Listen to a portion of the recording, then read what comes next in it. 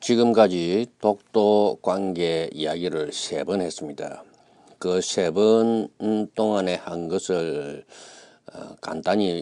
주제를 간단히 말하면, 일본의 이 독도 편입 문서 때문에 독도 문제가 제기됐지만은 이 편입 문서는 죽은 문서였다, 뭐 이런 이야기였습니다. 그 이야기를 하다가 어떤 러일 전쟁 이야기가 나왔으므로 이 폭력과 탐욕에 대해서 한번 짚고 넘어갈 필요가 있지 않을까. 이래서 오늘은 폭력과 탐욕 논리에 대해서 이야기해 보기로 하겠습니다. 이야기의 과제는 첫째, 카이로 선언에 나오는 폭력과 탐욕, 카이로 선언의 위치는 여기 있습니다. 이것이 언제부터의 폭력과 탐욕을 이야기하는 것일까? 일본이란 나라가 처음 생겨났을 때부터 있었던 모든 것이냐? 그건 아니겠죠. 그러면 언제부터인가? 요거에 대한 어떤 해석을 한번 해봐야 되고, 그 다음에는 이 폭력과 탐욕이 독도 분쟁과는 어떻게 연결되는가? 이 두 가지를 한번 검토해 보겠습니다. 첫째, 폭력과 탐욕, 그것이 나온 카이로 선언의 내용을 보면, 카이로 선언은 우선 대서양 현장을 구체화하면서 대만, 만주, 평화군도, 한국 등을 일본이 포기해야 된다고 주장하고 있습니다. 그러면 대만, 만주, 평화군도, 한국, 이것이 어떤 시점과 관련되어 있는지를 보겠습니다. 여기 보면 바로 여기에 나옵니다. 청일전쟁이죠. 청일전쟁에서 한국의 종주권이 바뀔 것 같은 그런 조짐을 보였고, 그 다음에 일본이 요동반도와 대만과 평화군도를 중국으로부터 받았습니다. 그것을 돌려주라는 이야기니까 역시 폭력과 탐욕은 청일전쟁 이후를 이야기하는 것이 아닌가, 이러한 느낌이 듭니다. 그리고 여기서 만주와 요동반도는 다른데, 이 만주는 청일전쟁 이후에 일본이 탈취한 부분입니다. 요동반도가 만주의 일부라고 해야 될지 그건 잘 모르겠지만은 요거는 약간의 차이가 있는 건 중요하지 않습니다. 대만 평화군도 이걸 봤을 때 분명히 청일전쟁을 뜻하고 있는 것은 분명합니다. 그런데 나중에 러시아가 어떤 얄타 회담에 가담해서 자기들의 이익을 취하고자 하면서 이 쿠릴 열도라는 문제가 등장을 하는데, 이 쿠릴을 관찰하면 이 폭력과 탐욕이 청일전쟁 이전까지도 거슬러 올라가는 것으로 해석해야 되지 않을까, 이런 생각이 듭니다. 문제는 폭력과 탐욕의 기간을 이 카이로 선언에서도 분명하게 말하지 않았고, 또 조약을 만드는 사람도 그 시점에 대해서는 별로 생각이 없었던 점이 있습니다. 그러면 쿠릴 열도에 대한 이 쿠릴 열도를 일본이 결국 포기하게 된 그 일에 대해서 어떤 타당성이 있는지 한번 생각을 해보겠습니다. 이건 조금 이상한 이야기입니다. 우선 쿠릴 열도가 일본 땅이 된 것은, 구체적으로 사실 쿠릴 열도 중 남쪽 4개 섬, 그리고 홋카이도 바로 북쪽, 사실 쿠릴 열도는 홋카이도와 캄차카 반도를 사이에 있는 여러 개의 섬인데, 그중에 일본에서 가장 가까운 4개의 섬이 아직까지도 분쟁 중에 있는데, 러시아가 차지하고 있지만은 분쟁 중에 있습니다. 그것이 일본 땅이 된 것은 1855년의 시모다 조약입니다. 이때는 도쿠가와 막부가 일본을 정치하고 있을 때이며, 메이지 유신 이전입니다. 그래서 좀 이상하죠. 메이지 유신 이전 태정관이 이 일본 통치 중심체가 돼 있을 때는 1885년까지고 그때부터 정한론이 득세해가지고 일본이 조금 험악해지기 시작했는데 청일전쟁 결산 뒤에 결정적으로 험악해졌는데 그러면 이 시모다 조약은 일본이 그다지 험할 때가 아닌데도 이것이 끼어든 것은 좀 이상한 일입니다. 그 이상한 일을 한번 봅시다.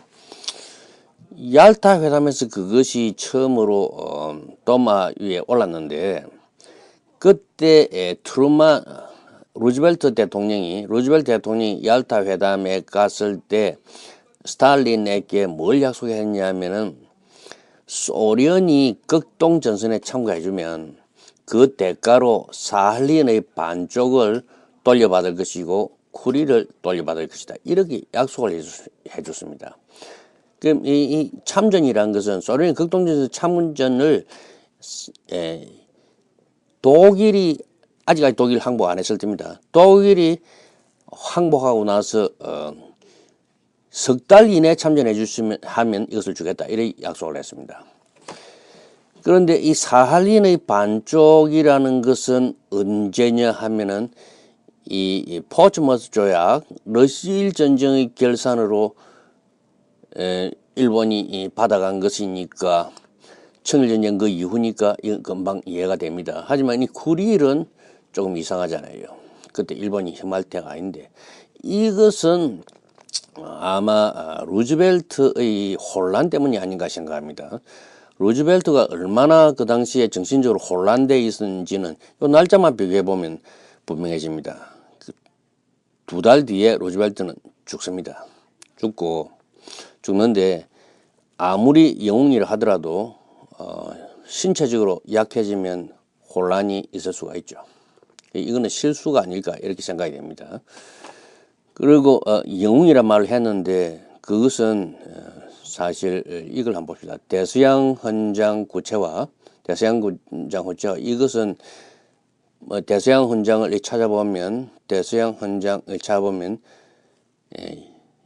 이 일이 생긴 것은 왜 생겼냐면은 당시 이 미국은 2차 대전이 유럽에서 시작된 것은 1939년인데 그때 미국은 계속 전쟁에 참전하지 않고 물자만 영국 쪽에 제공하고 있었습니다. 영국은 2년 동안 독일과 결사적으로 싸우고 있었고 그래서 처칠은 미국으로부터 좀 더 화끈한 물자의 지원을 받고 싶었고 그것을 위해서 대서양에 있는 함상에서 만났습니다. 루즈벨트하고 처칠이 만났습니다. 거기에 루즈벨트가 가서 영국이 원하는 만큼의 물자를 화끈하게 지원을 해주고 또 외상으로 지원을 해주겠다고 하면서 그 대가로 한 가지 약속을 요구했습니다. 그 약속은 뭐냐면은 영국도 미국도 이 전쟁으로 인하여 어떤 영토를 해서는 안 된다. 그리고 모든 식민지를 해방해야 된다. 구체적으로는 식민지의 주민이나 또는 다른 방식으로 억압을 받고 있는 백성은 자기네의 운명을 자기네가 결정하게 하자. 그러니까 윌슨의 민족 자결주의 같은 그런 사고방식입니다. 그래서 이 두 나라는 약속대로 이행을 했고 모든 식민지를 해방을 했습니다. 그리고 적어도 이 두 나라는 이 약속 때문에 다시는 영토 확장을 하지 못합니다.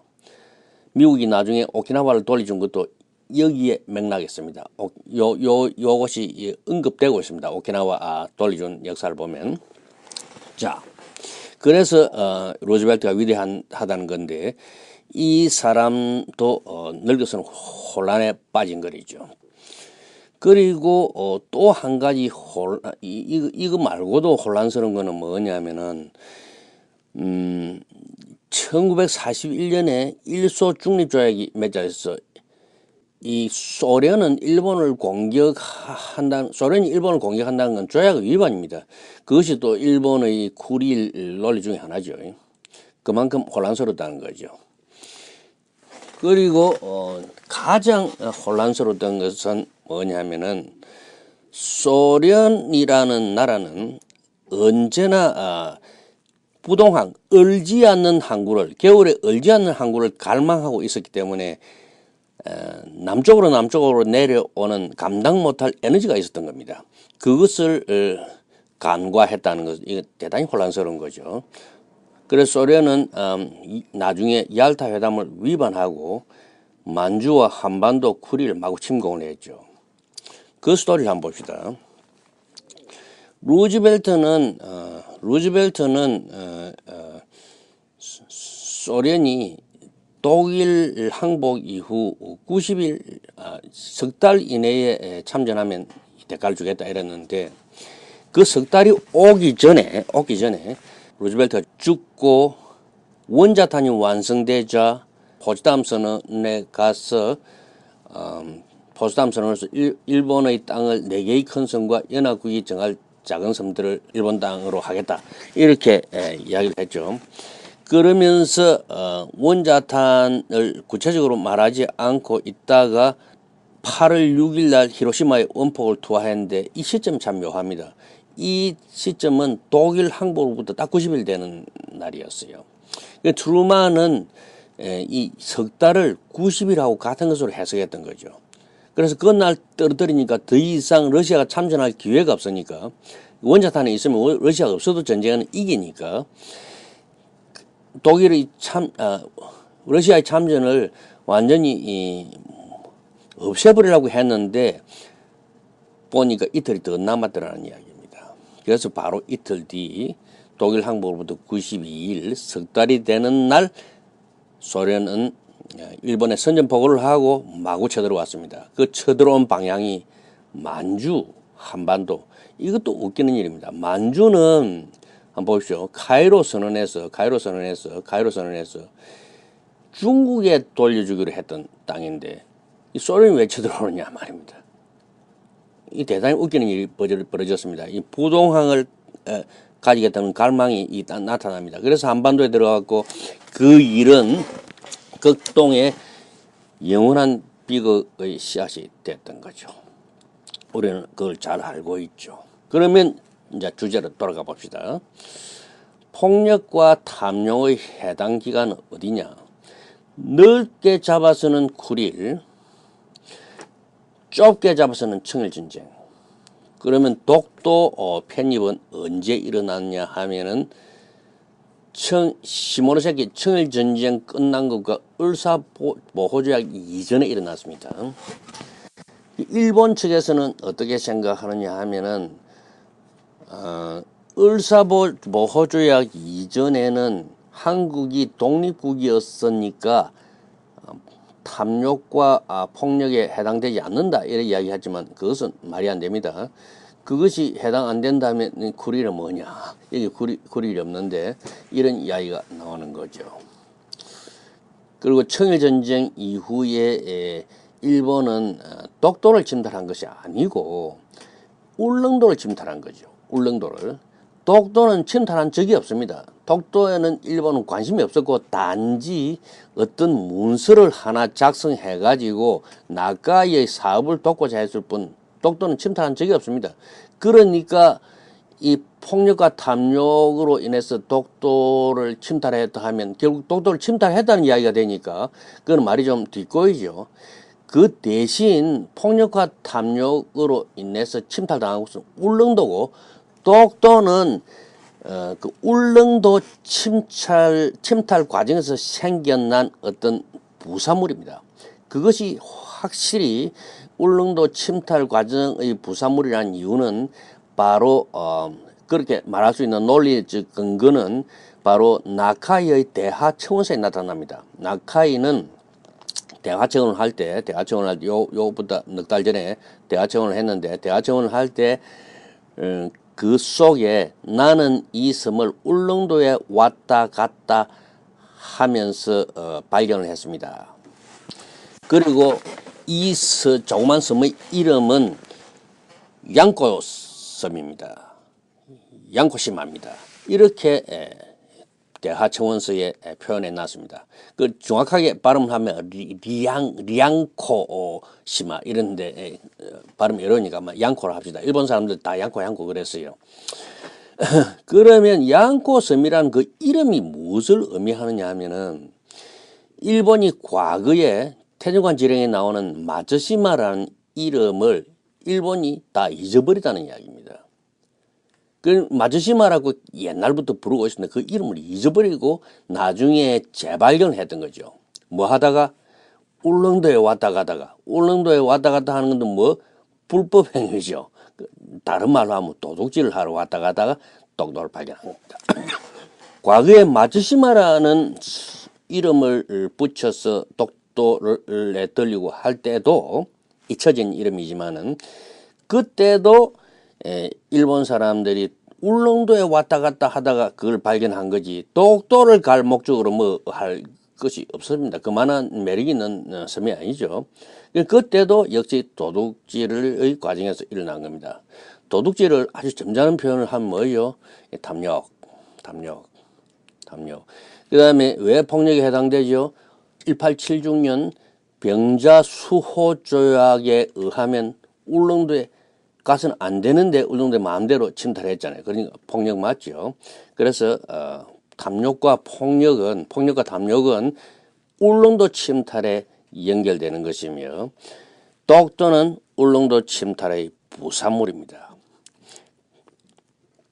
그때 혼란상은 지금 우리가 알아야 될 것은 모든 것이 혼란스럽다는 이야기입니다. 무엇인가 누군가 잘 알고 있다 이런 짐작을 버려야 될 것이 뭐냐면은 그때는 수많은 혼란이 있었어요. 루즈벨트는 소련의 이러한 혼란, 소련의 본성을 간과한 혼란, 트루만은 90일간 석 달을 구원하지 못했고 일본은 또 원폭 처음에 히로시마에 원폭 떨어졌을 때 달랑 항복하지 못한 이유가 뭐냐 하면은 그때 일본 사람들은 미국이 원폭을 하나밖에 가지고 있지 않다 이렇게 생각을 했어요. 그런데 하나만 있었던 것이 아니고 두 개 있었습니다. 두 개 있습니다. 그리고 두 개째 떨어졌을 때는 이제 여러 개 있다고 그래 짐작을 한 거죠. 많은 혼란이 있었습니다. 그 샌프란시스코 사람들도 이 폭력과 탐욕을 이렇게 보면서도 언제부터 이 폭력과 탐욕인지 그걸 구분하지 못하고 이 쿠리를 이 소련령인 것처럼 그렇게 조약에서 표현하고 말았는데 그런데 그 조약에 소련은 서명도 하지 않았습니다. 그 서명하지 않은 이유는 중공을 그게 샌프란시스코 조약에 초대하지 않았기 때문이죠. 1949년부터는 중국 대륙을 공산주의 정권이 지배하고 있었는데 미국은 그것을 인정하지 않고 이 카이로 선언에 참가했던 장개석 정부를 계속 인정을 하고 있습니다. 그것이 못마땅하되 소련은 서명 거부했죠. 이 서명도 하지 않은 이 사람들에게 쿠리를 줬다. 이 참 샌프란시스코 이 사람들도 혼란에 빠져 있었던 겁니다. 총체적인 혼란입니다. 그다음에 샌프란시스코 1차 초안에서 독도 한국령으로 이렇게 있고 그다음에 일본에 쏘고 작은 섬들을 일본이 제출했는데도 무시되고 그 뒤에 네 번이나 더 한국령으로 인정이 된 거죠. 그것은 어떤 이걸 인정이 된 것은 이 사람들이 뭐 이것이 폭력이냐 탐욕이냐 이런 걸 생각하면서 한 것은 아닙니다. 이 샌프란시스코 사람들이 작성할 때 그걸 생각을 한 것이 아닙니다. 그리고 구체적으로 이것도 뭐 폭력과 탐욕 그런 이야기가 논의된 것도 아니고 폭력과 탐욕이라는 이야기가 독도에 관련해서 논의된 건 최근의 일입니다. 요즘 그런 이야기를 하고 있는 겁니다. 그런데 만일 그때 샌프란시스코 조약을 만드는 사람들이 그런 생각을 한번 했다면 또는 한국이 그런 걸 요구할 만한 힘도 있고 지혜도 있었다면 어떻게 됐을까? 그걸 한번 생각해 봅시다. 자, 그래서 그 시모노세키 조약 이후로 일어난 일은 일본의 의도는 조선을 전부 삼키는 거였고 구체적인 행동은 울릉도부터서 작업을 시작한 거죠. 그러면 울릉도를 탈취를 할 의도를 가졌느냐? 물론 의도를 가졌고 한국을 포기하고 나서도 그 의도는 끝이지 않았습니다. 그 의도가 바로 어디에 나타났냐면은 일본의 속의 작은 섬들. 여기서는 울릉도와 독도를 일본 것이라고 주장을 하고 있습니다. 이 문서는 어떤 문서냐면 사실 이게 보면 포츠담 선언에 있는 일본의 땅을 4개의 큰 섬과 연합국이 정한 작은 섬들에 한정을 하겠다. 이래 선언을 했는데 이 작은 섬들을 구체적으로 밝히는 과정에서 일본은 자기들 소속의 작은 섬들을 전부 제출했는데 4개의 서류를 제출했습니다. 그래서 그 시리즈로 제출했는데 그 제4편에 이 일본의 속의 작은 섬들은 이런 이름을 붙여서 울릉도와 독도를 자기네 것이라고 주장을 한 겁니다. 그러니까 이때는 일본이 폭력을 행사하지는 않았지만은 여기서 행사했던 그 폭력이 이 정신적으로는 쭉 계속되어 온 거죠. 그래서 이 설명이 약간의 그 혼란을 좀 해소하는데 도움이 될까 싶어서 그런 설명을 해봤습니다. 결론적으로 카이로 선언의 폭력과 탐욕에 해당 기간은 언제냐? 늦어도 청일전쟁 이후다. 그래서 독도 스토리하고 관련이 있다. 그러면 폭력과 탐욕이 독도 문제는 어떻게 연결되는가? 그것은 울릉도를 도둑질하다가 조약에 위반해서 도둑질하다가 생긴 부사물이다. 그렇게 보면 무난하겠습니다.